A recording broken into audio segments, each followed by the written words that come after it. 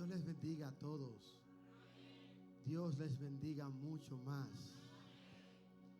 Estoy muy contento de poder estar aquí por primera vez junto a todos ustedes para compartir la palabra de Dios, porque sé que Dios nos va a hablar en este día. Para los que no me conocen, mi nombre es Brady Moronta. Vengo desde el estado de New Jersey junto a mi amada esposa Sara.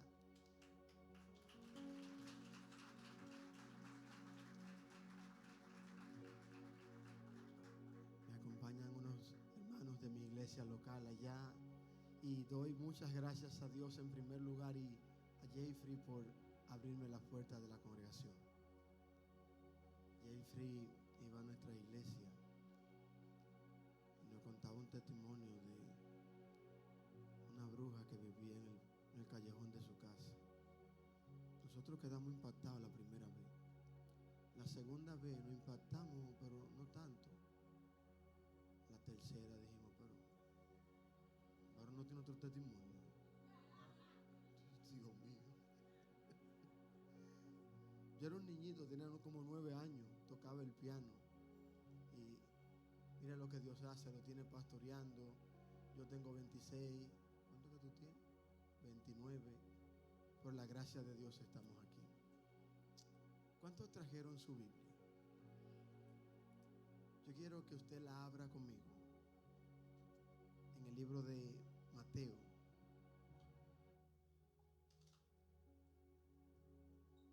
Mateo capítulo 17.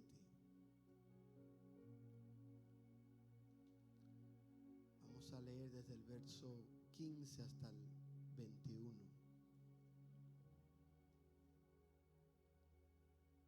Mateo capítulo 17.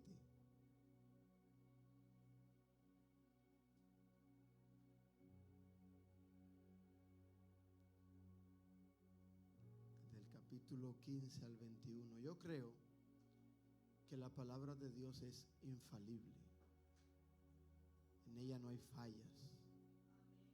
Creo que la palabra de Dios es inerrante. Ella no contiene errores. Pero sobre todo creo que la palabra de Dios es la máxima autoridad de la iglesia. Por eso la leemos solemnemente en el nombre de Jesucristo. Amén. Señor, ten misericordia de mi hijo que es lunático y padece muchísimo, porque muchas veces cae en el fuego y muchas veces en el agua. Y lo he traído a tus discípulos, pero no le han podido sanar. Respondiendo Jesús dijo: oh generación incrédula y perversa, ¿hasta cuándo he de estar con vosotros? ¿Hasta cuándo os he de soportar? Traédmelo acá. Y reprendió Jesús al demonio, el cual salió del muchacho, y éste quedó sano desde aquella hora. Viniendo entonces los discípulos a Jesús aparte, le dijeron: ¿por qué nosotros no pudimos echarlo fuera? Jesús les dijo: por vuestra poca fe. Porque de cierto os digo que si tuvieres fe como un grano de mostaza, diréis a este monte: pásate de aquí allá, y se pasará, y nada os será imposible. Pero este género no sale sino con oración y ayuno. No cierre su Biblia. Mantenga su Biblia abierta aquí en Mateo capítulo 17, porque para entender la predicación de hoy vamos a regresar con frecuencia al texto. Acompáñenme un minuto en oración y cierre sus ojos y oremos. Padre, vengo delante de tu presencia en este momento, pidiéndote por favor que me llenes de tu Espíritu Santo, dándome denuedo para hablar tu palabra con claridad, con autoridad, para la edificación de tu iglesia y la gloria de tu nombre. Que a través de la predicación tú levantes al caído, animes al desanimado, traigas fuerza al que está débil, salva a los perdidos, manifiesta tu presencia en medio de nosotros, en Cristo Jesús. Amén. En esta noche yo quiero hablar de la fe que mueve montañas. Posiblemente usted ha leído este texto varias veces o ha escuchado alguna predicación basado en este texto. Y antes de comenzar con mi introducción, les quiero pedir por favor a todos que presten la mayor atención posible. No dejes que nada ni nadie te distraiga, porque todavía yo soy de los que cree que la palabra de Dios es sagrada y que cuando Dios está hablando, toda la iglesia debe hacer reverencia a lo que Dios está diciendo, porque cuando hablo yo, lo digo yo, pero cuando habla la Biblia, lo dice Dios. Como yo quiero hablar de fe, a manera de introducción, yo quiero empezar definiendo lo que es la fe según la Biblia. El texto que voy a mencionar a continuación, usted quizás se lo sabe de memoria. Hebreos capítulo 11, versículo 1. Es pues la fe, la certeza de lo que se espera y la convicción de lo que no se ve. Nosotros a veces entendemos y memorizamos este texto, pero no sabemos lo que significa. Para entender lo que es la fe, tenemos que entender lo que es certeza, porque la fe es la certeza de lo que se espera. Pero también tengo que entender lo que es convicción, porque es la convicción de lo que no se ve.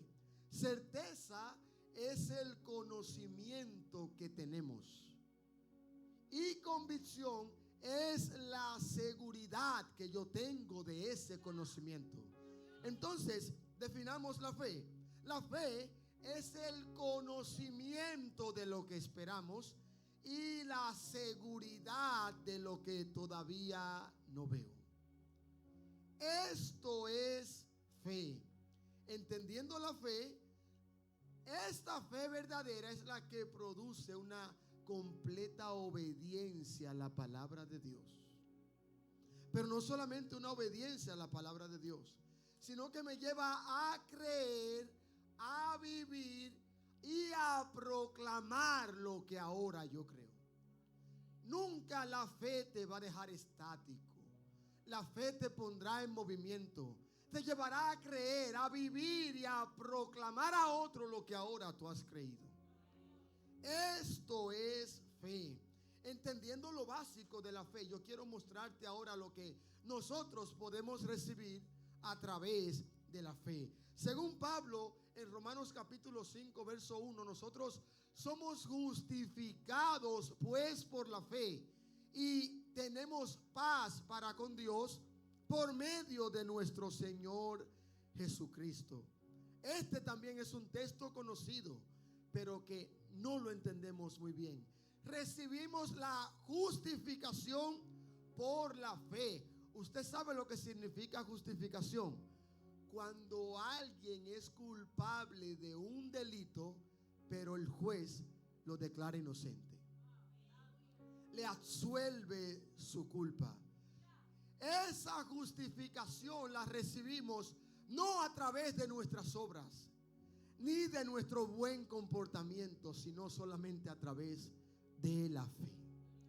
Y cuando recibimos la justificación por la fe, esa fe trae buenas obras. No es al revés. No es buenas obras para recibir fe, sino recibir la fe para entonces mostrarlo con buenas obras, porque la fe sin obra está muerta. Yo recibo la fe para proclamar esa fe. Yo recibo la fe para vivir por la fe. Recibimos la justificación porque tú y yo somos culpables del juicio divino por nuestro pecado.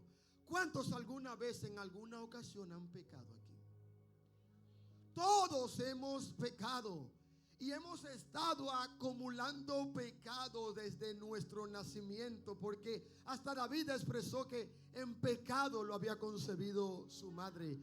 Todos merecemos el juicio divino, la muerte, pero Cristo vino a la tierra y nunca pecó, perfecto, sin maldad. Y Él recibió una muerte que no merecía.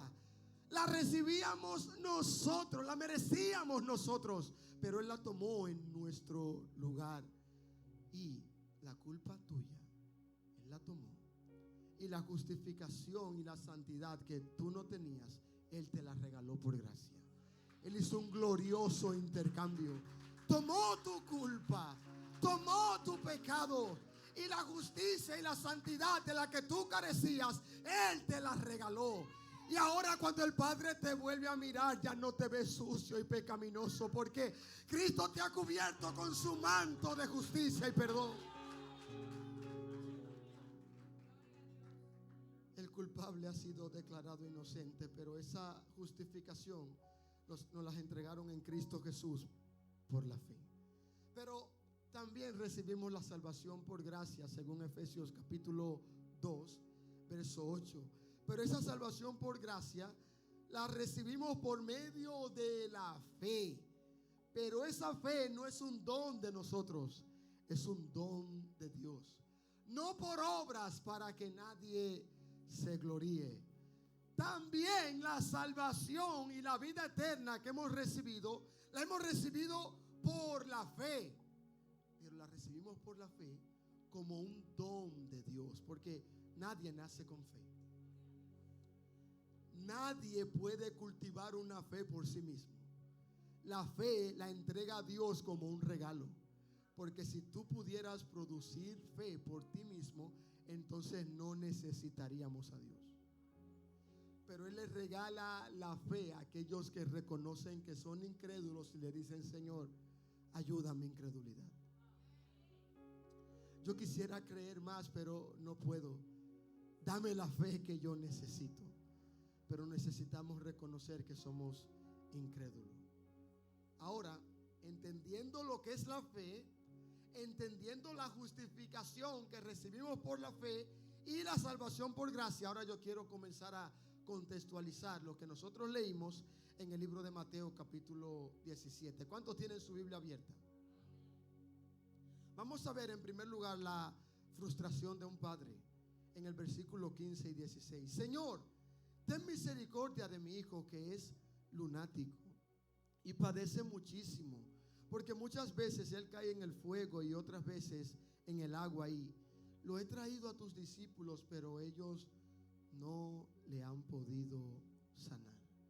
Aquí vemos a un padre que está sufriendo por el sufrimiento de su hijo, y este padre tiene una frustración porque le llevó su hijo a los que eran más cercanos a Jesús para que hicieran algo por el niño y lo ayudaran, pero ellos no pudieron hacer nada.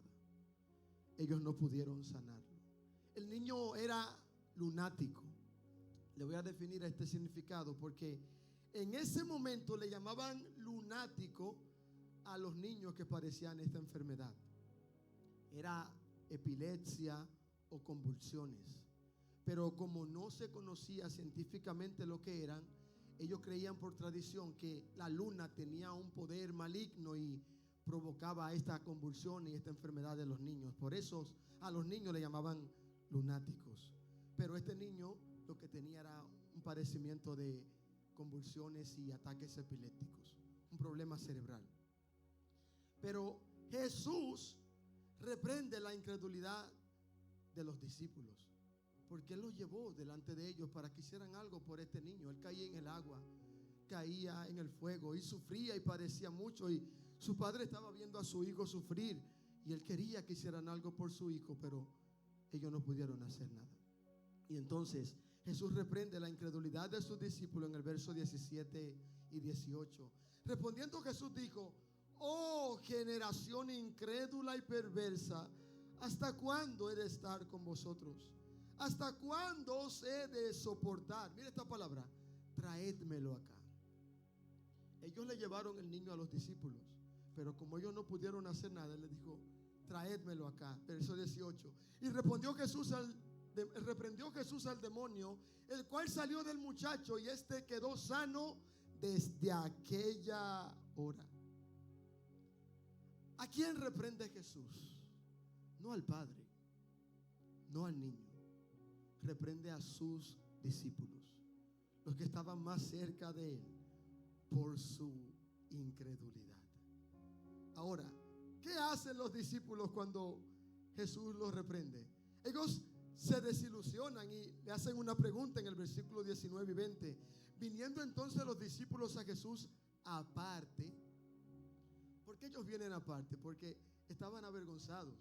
Cristo los acaba de reprender y decirle: generación incrédula y perversa, delante de todos. Y ellos estaban avergonzados y se acercaron aparte. ¿Y qué le dijeron a Jesús aparte? Le dijeron: ¿por qué nosotros no pudimos echarlo fuera?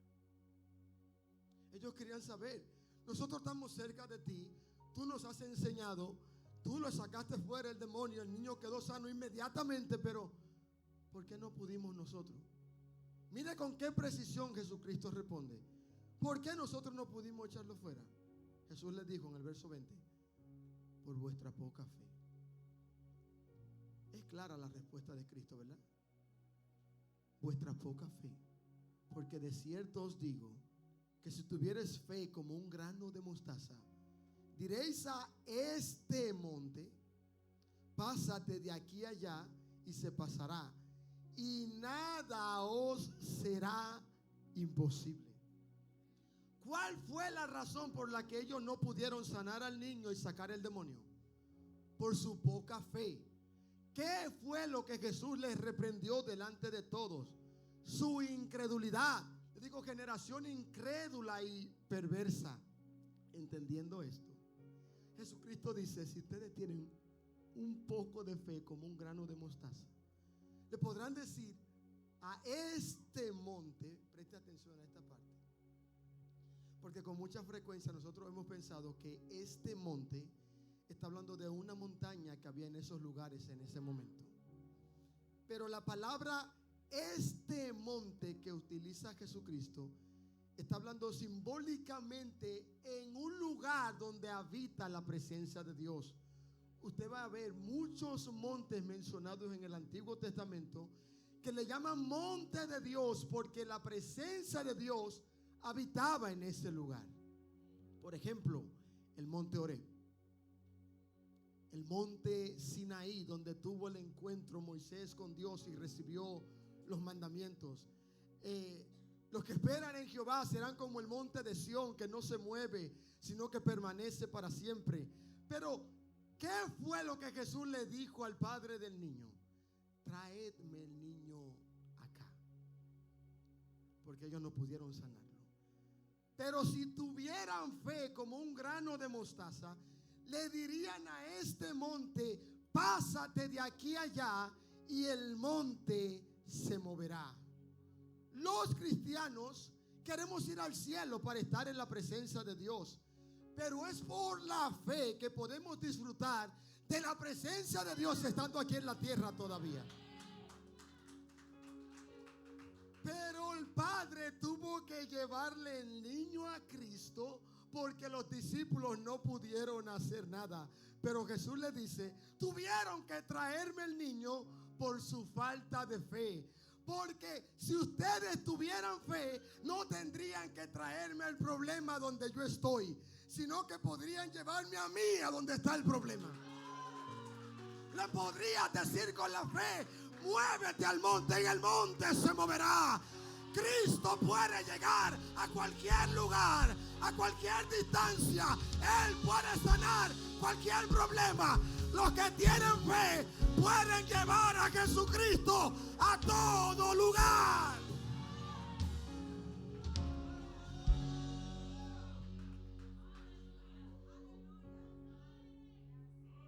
Por eso es que nosotros no necesitamos que alguien imponga las manos sobre nosotros, porque Cristo mora en nosotros y lo llevamos con nosotros a todo lugar que vamos. Si tú tienes fe, no tendrás que que traerme el niño a donde yo estoy, sino que podrás llevarme a mí a donde está el niño.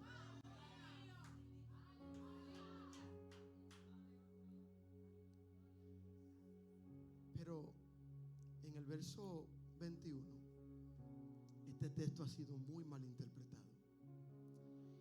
Y ya que hemos visto el contexto en el que está, el verso dice: pero este género no sale sino con oración y ayuno.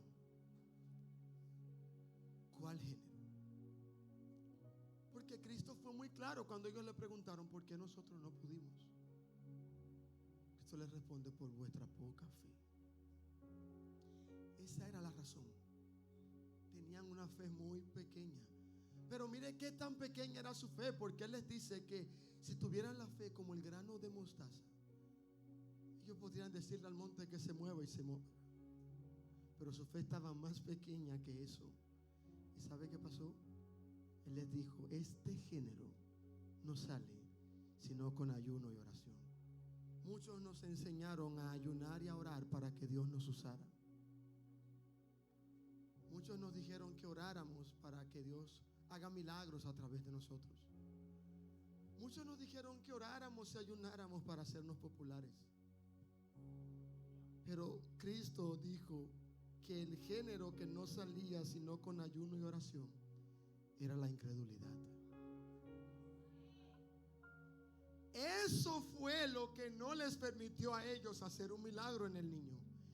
Y eso fue lo que Él les reprendió y les dijo: ¿hasta cuándo he de estar con vosotros, oh generación incrédula? ¿Hasta cuándo os he de soportar? ¿Y por qué nosotros no pudimos? Por vuestra poca fe. Dios mandó a su iglesia a orar para que la incredulidad se muera y la fe crezca. No ores para recibir cosas de Dios. Ora para conocer a Dios.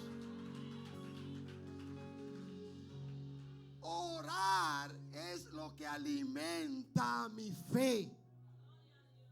Ahora yo quiero enseñarte algo increíblemente de la oración, porque así es como el texto termina.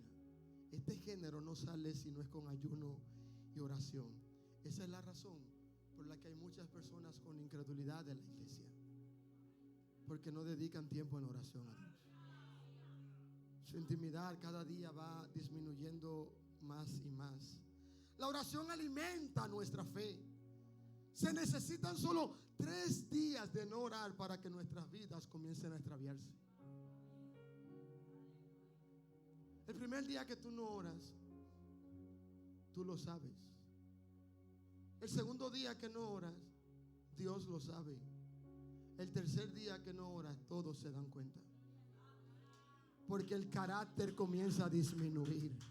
La espiritualidad comienza a menguar.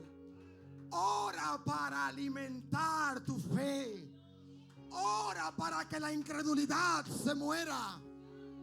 Hermanos, si no permanecemos en la oración, vamos a permanecer en la tentación. Eso fue lo que Cristo le enseñó a sus discípulos: velad y orad. ¿Para qué? Para que no entréis en tentación. Si no permaneces en oración, vas a entrar en tentación. Ora para mantenerte santo y sin pecado delante de Dios. Ora para conocer a Dios. Ora para que tu fe se aumente. Orar no me capacita para un gran trabajo. Orar es el gran trabajo. Orar no cambia las cosas. Orar me cambia a mí. En la oración no siempre yo voy a recibir lo que quiero, pero en oración Dios siempre me va a quitar lo que Él no quiere que yo tenga. Que crezca nuestra vida de oración para que disminuya y muera nuestra incredulidad. En Gálatas 3:11 dice que por la ley ninguno puede ser justificado para con Dios, porque el justo por la fe vivirá. Y primera de Juan capítulo 5 verso 4 nos dice: porque todo lo que es nacido de Dios vence al mundo. Y esta es la victoria que ha vencido al mundo: nuestra fe. Tenemos que aprender a que la fe no es creer en todo lo que yo quiero recibir. La fe es creer que Dios me dará todo lo que Él ha preparado para mí. Si tuvieras fe, podrías mover la montaña de aquí hacia allá. Hermanos, la fe no mueve montañas. La fe mueve a Dios y Dios mueve las montañas. El justo por la fe vivirá. Y la fe es el conocimiento de lo que estoy esperando y la seguridad de lo que no veo. La seguridad de lo que no veo. Me molesta a veces ver en muchos lugares personas que necesitan ver a la iglesia adorando con júbilo para ellos confirmar o deducir que Dios está ahí. Otros necesitan ver una manifestación física para decir Dios está aquí. Pero yo quiero decirte que es por la fe que aunque tú no estés danzando, que aunque no hables en lengua, aunque no saltes, aunque tu piel no se erice, aunque no escuches nada, aunque no veas nada, yo estoy seguro que Él está aquí. Él está aquí, aunque tú no lo sientas. Él está aquí, aunque tú no le alabes. Él está aquí, aunque no te sane, aunque no te toque. Él vive. Alguien puede alabar la gloria de Dios. Levanta tu mano. Él está aquí por la fe, por la fe, por la fe, por...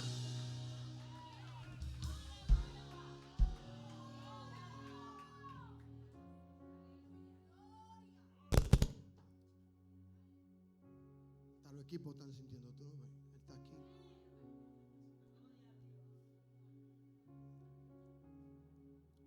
Voy a cerrar contándote parte de mi testimonio. En el año 2018 yo recibí un diagnóstico de que tenía un tumor muy grande en mi cerebro.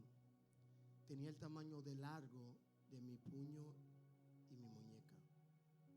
Abarcaba casi toda la parte derecha de mi cerebro. Me tuvieron que operar de emergencia. Esta cirugía era muy peligrosa y podía quedar ciego, en coma, paralítico o morir. Iba a durar 9 horas, pero el tumor estaba tan grande que se extendió a 12 horas. Me operaron, desperté de la anestesia y no había quedado en coma, ni morí, ni paralítico, ni ciego, y yo estaba muy contento por eso. A las 3 semanas tuve que regresar al doctor y él me dio 2 noticias. Me dijo: la primera, le hicimos biopsia al tumor y es un tumor benigno, no es canceroso. Eso era buena noticia. La segunda es que en 12 horas el tumor estaba tan grande que no lo pudo sacar completo. Todavía tenía tumor en mi cerebro. Él me dijo: lo mejor es que te hagamos una segunda cirugía. Yo no quería entrar a la segunda cirugía porque cuando yo regresé a casa de la primera, ya yo no podía manejar mi carro. Ya yo no caminaba como antes. Yo perdí todas mis habilidades. No me podía bañar, vestir, ni comer yo solo. El trabajo que tenía ya no podía hacerlo más. Entonces yo dije: si en 3 semanas la primera cirugía me tiene así, si me opero en menos de un mes en la segunda cirugía voy a estar peor. Pero el doctor me dijo que era la mejor recomendación y entonces me operaron al mes la segunda vez. Usaron un robot que le llaman neuronavegador y pudieron sacar todo el tumor. Y otra vez no quedé en coma, ni paralítico, ni ciego, ni morí. Yo estaba muy contento por eso. Pero a las 3 semanas de la segunda cirugía, mi herida se enrojeció completamente. Se inflamó y comenzó a botar pus y agua. Y el doctor me dijo que fuera de emergencia al hospital. Me hacen exámenes profundos y MRI, se dan cuenta que mi herida se había infectado con una bacteria tan profunda que me llegó al cráneo. Y como estaba en el cráneo, me tuvieron que hacer de emergencia una tercera cirugía. Esta tercera cirugía me tuvieron que sacar la parte del cráneo que estaba infectada, porque si lo dejaban ahí, la infección podía llegar al cerebro y ser mucho más peligroso. Me hicieron esta tercera cirugía y duré 7 meses sin protección en mi lado derecho del cráneo porque no tenía el hueso que me correspondía. A los 7 meses tuve que ir a una cuarta cirugía. En esta cuarta cirugía me pusieron una prótesis con 17 tornillos que todavía conservo hasta hoy. Me dijo el doctor: ahora solamente tenemos que hacerte monitoreos cada 6 meses para estar seguro que en tu cerebro todo sigue bien. Primero 6 meses, el MRI dice que mi cerebro estaba limpio y todo estaba muy bien. Segundo monitoreo, 1 año, mi cerebro continuaba limpio y todo seguía bien. Tercer monitoreo, 1 año y medio, mi cerebro estaba limpio, estaba recuperando muchas de mis habilidades. Comencé a recordar el rostro de mi esposa, de mis familiares. Comencé a tocar el piano otra vez, a cantar, y estaba recuperando muchas habilidades. Tercer monitoreo, 1 año y medio, el cerebro continúa limpio y muy bien. Cuarto monitoreo, 2 años, el MRI muestra que el tumor había regresado. Me tuvieron que operar por cuarta vez. En esta quinta cirugía, el doctor pensaba que iba a ser el mismo tumor que me regresó. Él tenía que operarlo, sacarlo y todo iba a estar bien otra vez. Pero en esta quinta cirugía, en pleno quirófano, dejó de correr sangre en una arteria de mi cerebro y me dio un derrame cerebral. Este derrame cerebral me paralizó la parte izquierda de mi cuerpo. Con terapia física y ocupacional yo tengo más movilidad de este lado, pero todavía no tengo mis sensaciones de este lado. Cuando usted me vaya a saludar después del culto, si me toca de este lado y no lo miro, no piense que lo estoy ignorando. Es que yo no siento de este lado. Este derrame cerebral me dañó el nervio óptico y tengo hoy en día visión doble del frente y perdí la visión de los reflejos. No veo hacia los lados. Este tumor, cuando le hacen biopsia, no era el mismo. Era un tumor que se convirtió en un tumor agresivo, maligno, canceroso en 3er grado. Entonces, cuando me sané de mi herida, me entraron a un tratamiento subyacente de radiación de lunes a viernes y de quimioterapia de lunes a domingo. Terminé mi tratamiento en enero de este año. Por eso usted ve que aquí me crece lentamente el pelo y aquí atrás todavía no me crece y posiblemente ya no me va a crecer. Pero ellos dicen que tengo que continuar monitoreándome, ya no cada 6 meses, sino cada 4 meses. Porque ellos dicen que este tipo de cáncer maligno tiende a regresar en cualquier momento dentro de los próximos 3 años. Y hay 3 cosas que pueden pasar. Número 1, Dios puede permitir que yo continúe enfermo un tiempo más todavía. Y si así Él lo permite es porque hay algo más que Él tiene que enseñarme que yo no le he aprendido todavía. Número 2, Él puede sanarme ahora mismo si quiere, porque Él no carece del poder para hacerlo. Número 3, Él puede permitir que yo termine muriendo por esta enfermedad. Y esto no debería sorprender a ningún cristiano. El profeta Eliseo, que Dios usó de tal manera, también murió de una enfermedad. El rey Asa, que fue uno de los mejores reyes de Israel, hizo cosas buenas para Dios y para su pueblo, también murió de una enfermedad. Pero si me toca morir de esta enfermedad, yo tengo una esperanza también, porque yo estoy como extranjero en esta tierra. Yo voy hacia mi hogar. Yo sé que cuando mis ojos se cierren en esta tierra, cuando yo los vuelva a abrir otra vez, estaré en presencia de Dios. Así que no le tengo miedo a la muerte si me tocaría enfrentarla, porque Él me da la seguridad que yo necesito. El mundo es quien dice que nosotros vamos a recibir la paz después de la tormenta, pero Dios es capaz de darnos paz en medio de la tormenta. Es por la fe que yo estoy de pie todavía. Y es por la fe que este joven de 26 años te puede decir con convicción y seguridad que Dios es más grande que el cáncer, que Dios es más grande que 5 cirugías, Dios es más grande que la radiación, que la quimioterapia, que un derrame cerebral. Yo voy a hablar contigo. Dios es más grande que tu problema. Dios es más grande que tu dolor. Dios es más grande que tu pecado. Tu pecado es grande, pero su gracia es mayor. Él es grande. Él es grande. ¿Cuánto puede levantar la mano y alabar al que es más grande?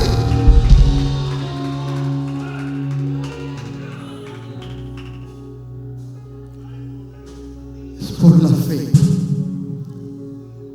que podemos adorarle donde la mayoría llora.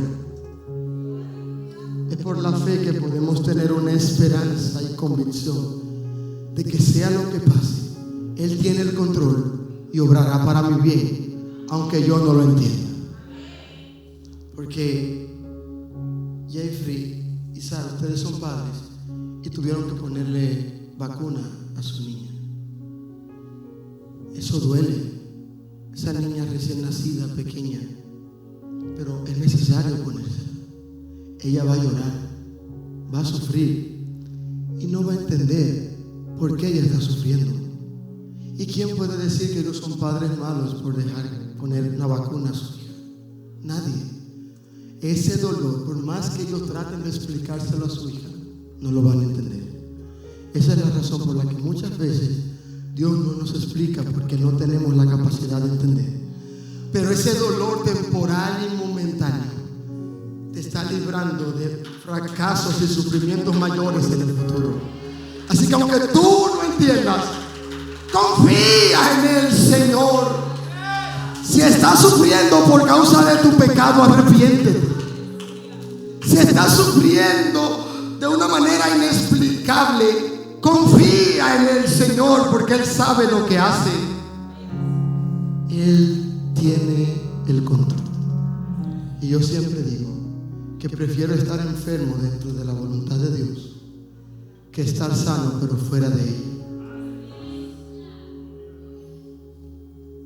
Dios tiene el control de mi vida y de tu vida.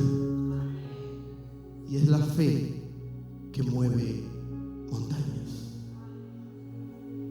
Voy a terminar este tiempo adorando al Señor.